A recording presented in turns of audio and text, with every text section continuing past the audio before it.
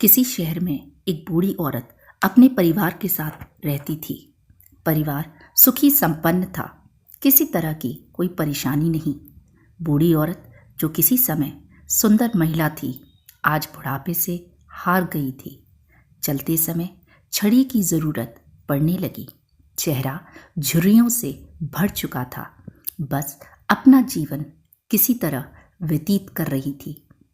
एक दिन शाम को जब सारे लोग खाना खाने बैठे, बेटा ऑफिस से आया। उसे बहुत जोरों से भूख लग रही थी, तो वह जल्दी से खाना खाने बैठ गया और साथ में बहू और उनके दोनों बच्चे भी खाने लगे। उस बूढ़ी औरत ने जैसे ही थाली उठाई और सब्जी परोसी, तो कुछ सब्जी टेबल पर गिर गई। बहू बेटे ने हीन भावना से माँ की ओर देखा और फिर से अपना खाना खाने में लग गए।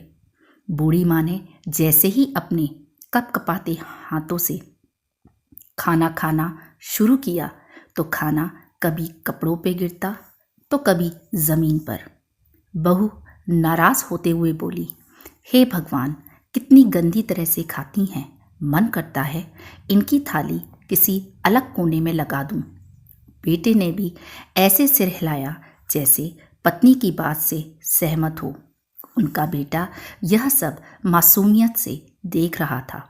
अगले दिन माँ की थाली उस टेबल से हटाकर एक कोने में लगा दी। माँ की सूनी आंखें सब कुछ देखते हुए भी कुछ बोल नहीं पा रही थी। बूढ़ी माँ रोज की तरह खाना खाने लगी। खाना कभी इधर गिरता, कभी उधर।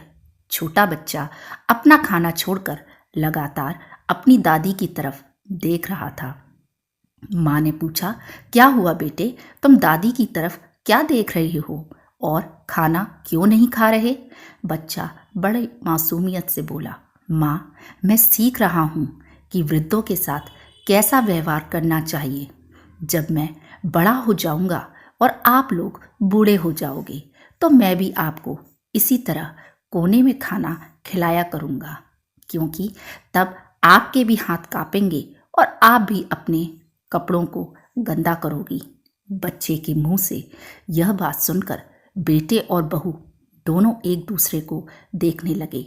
शायद बच्चे की बात उनके मन में बैठ गई थी, क्योंकि उनके बेटे ने मासूमियत के साथ एक बहुत बड़ा सबक दोनों लोगों को सिखा दिया था।